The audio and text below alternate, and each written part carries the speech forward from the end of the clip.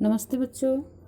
कल हमने पाठ 10 में दो दोहे पढ़ लिए थे। आज हम तीसरा पढ़ेंगे। तीसरा है, आई सीधी राह से गई न सीधी राह, सुसुम सेतु पर खड़ी थी बीत गया दिन आ, जेब टटोली कौड़ी न पाई, माझी को दूं क्या उतराई। अर्थात यहाँ पे कवित्री जी जो हैं वो ये कहती हैं कि ईश्वर प्राप्ति का जो उन्होंने मार्ग अपनाया था वो उपयुक्त नहीं था, अर्थात वो गलत रास्ता था और वो सीधे रास्ते पर ईश्वर प्राप्त के लिए जा भी नहीं पाई, वो रास्ते भटक गई थी। इसीलिए उन्होंने ये इसमें बताया है कि आई सीधी राह से गई न सीधी राह। अर्थात उनके कहने का मतलब ये है कि जब उनका जन्म हुआ था, अर्थात जब वो इस संसार में आई थी, तब वो सीधी थी, अर्थात उनका जो रास्ता था वो सीधा साधा था। अर्थात वो उनका जो मन था वो छल कपट से दूर था, उनके अंदर जो जो भी भावनाएं थी वो अच्छी थी, उनका मन जो था वो अत्यंत ही स्वच्छ था। लेकिन गई न सीधी राह, लेकिन जब अब उनके जाने का समय आया है तो उनका मन पहले जैसे स्वच्छ नहीं रह गया, अर्थात अब उनके मन में अनेकों प्रकार के छल कपट और विभिन्न प्रकार के पापों से उनका मन मलिन हो गया है। और इसीलिए वो कहती हैं कि जब उनके जाने का समय आया तो वो उनका जो राह था, उनका जो रास्ता था वो गलत हो गया। अर्थात कि अब आशय इसका ये है कि मैंने अपने जीवन में छल छद्म करके, अर्थात छल कपट करके पापों को अपनाया है। उन्होंने जीवन में सिर्फ छल कपट करके पाप को अपनाया, अर्थात पाप को प्राप्त किया है। लेकिन उनको ऐसा नहीं करना था, उनको अच्छे काम करके सत्कर्म अपनाना था, अर्थात वो पुण्य काम करती तो उनको पुण्य का फल मिलता। लेकिन जब उन्होंने छल कपट किया है तो इसका मतलब ये है कि उनका जो रास्ता था वो गलत हो गया है और इसलिए उनको उसका वही फल मिलेगा जो उन्होंने इतने दिन काम किया था। इसके बाद सुसुम सेतु पर खड़ी थी बीत गया दिन आ। सुसुम सेतु, यहाँ पे सुसुम सेतु से मतलब ये है कि सुषुम्ना नाड़ी, अर्थात हर मनुष्य के अंदर सुषुम्ना नाड़ी को साधना पड़ता है, जिससे कुंडली जागृत होती है और इस कुंडली के जागृत होने से योग साधना के माध्यम से ईश्वर को प्राप्त किया जाता है। तो राइटर जो हैं, अर्थात जो कवित्री जी हैं, वो ये कहती हैं कि वो ईश्वर को प्राप्त करने के लिए सही मार्ग अपना लिया था, लेकिन वो हठ योग से सुषुम सेतु पर जा खड़ी, अर्थात उन्होंने हठ योग के माध्यम से सुषुम्ना नाड़ी को साधने का प्रयास किया। अर्थात वो ये सोचती थी कि हम कुंडली को जागृत कर लेंगे और इसके द्वारा हम ईश्वर की प्राप्ति कर लेंगे, लेकिन ऐसा वो नहीं कर पाई। इसके करने, क्योंकि ईश्वर को प्राप्त करने का दो रास्ता होता है। एक होता है कि जब हम अपने शरीर में कुंडली जो होती है, जो कि सुषुम्ना नाड़ी से उसको जागृत किया जाता है, इससे हमें आत्मज्ञान की प्राप्ति होती है, अर्थात हमें अपने अंदर ईश्वर के दर्शन होते हैं। और दूसरा होता है कि जब हम प्रेम और भक्ति के द्वारा ईश्वर को प्राप्त कर सकते हैं। तो जो कवित्री जी हैं वो यही बताइए कि जब मैं आई थी इस संसार में तब मैं ऐसी नहीं थी, अर्थात सीधी सादी थी, हमारे अंदर छल कपट की भावना नहीं थी। लेकिन अब जब मेरे जाने का समय आया तो मेरा मन पहले जैसे नहीं रह गया, अर्थात अब मेरा मन छल कपट के द्वारा मेरा मन मलिन हो गया है, पापों से भरा पड़ा है, जबकि मुझे ऐसा नहीं करना चाहिए था। मुझे अच्छे कर्म करके यहाँ से पुण्य कमाना था ताकि मैं वहाँ पे जाके भगवान को दिखा सकूं। लेकिन अब जब उनको समझ में आता है तो फिर ये क्या क्या करती हैं, वो सुषुम से, अर्थात वो हठ योग के द्वारा ईश्वर को प्राप्त करना चाहती हैं।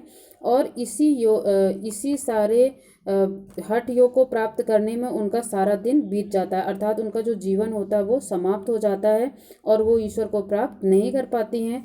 और लास्ट में फिर वो देखती हैं कि जब वो जीवन और मृत्यु के राह पे खड़ी हुई हैं, तब उन्हें अपने समझ में ये आता है कि उन्होंने अपने जीवन में क्या कमाया, अर्थात वो अपने जीवन का लेखा जोखा करती हैं कि हमने कितने पाप किए और कितने पुण्य किए हैं।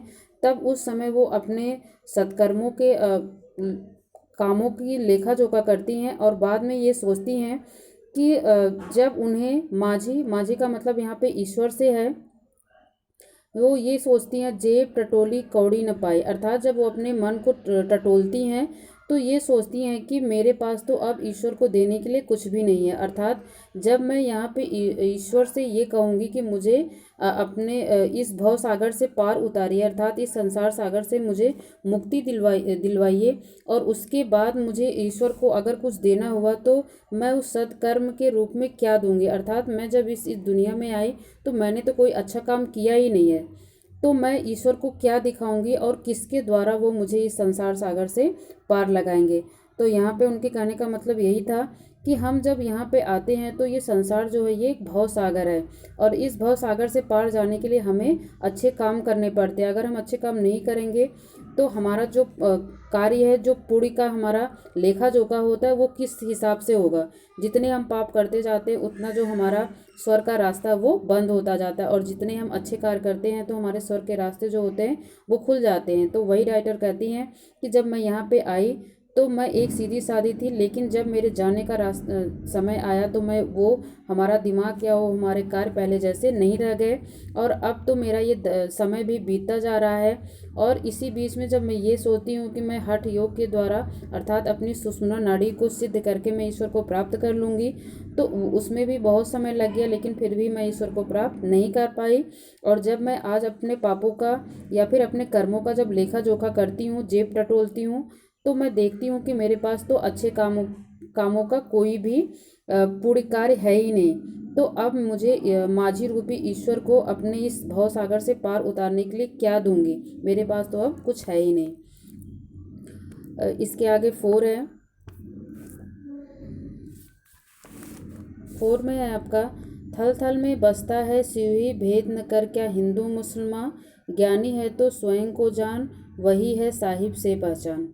अर्थात यहाँ पे कवित्री जी जो हैं वो ये बताती हैं कि ईश्वर ही एक सत्ता का बोध कराते हैं, एक मनुष्यता, और स्वयं मनुष्य के भीतर ही परमात्मा को देखने की सलाह देती हैं। वो ये कहती हैं कि हर मनुष्य के अंदर ही ईश्वर बसा हुआ है। कवित्री जी बताती हैं, थल थल में बसता है शिव ही, अर्थात जो परमात्मा है, जो ईश्वर है, वो सर्वशक्तिमान है, और वो थल थल अर्थात वो हर एक कण में बसा हुआ है, सर्वव्यापी है, कल्याणकारी है। वो ईश्वर जो है वो हर एक कण में, थल थल का मतलब हर एक कण में बसा हुआ है, सर्वत्र उसका यहाँ पे वास है, और वो सर्वशक्तिमान है, और भेद न कर क्या हिंदू मुसलमान।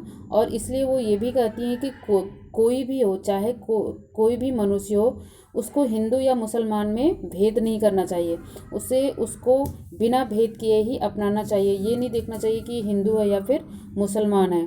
ज्ञानी है तो स्वयं को जान, वही है साहिब से पहचान। अर्थात यहाँ पे कवित्री जी कहती हैं कि अगर तुम सच में ज्ञानी हो, मनुष्य को संबोधित करके कहती हैं कि अगर तुम सच में ज्ञानी हो तो तुम स्वयं को जानो, अर्थात तुम अपने आत्म स्वरूप को पहचानो। जो मैंने अभी इसके पहले आपको बताया था कि हर मनुष्य के अंदर सुषुम्ना नाड़ी होती है, जिसको सिद्ध करना पड़ता है, योग के द्वारा उसको सिद्ध करना पड़ता है, और उसके द्वारा फिर क्या होता है, हमें आत्मज्ञान हो जाता है, हमें ये पता चल जाता है कि हमारे अंदर ईश्वर है और हमें ईश्वर के दर्शन होते हैं। तो वही वो कहती हैं, अगर तुम सच में ज्ञानी हो तो तुम अपने आत्म स्वरूप को पहचानो, आत्मा से ही परमात्मा को पहचाना जा सकता है।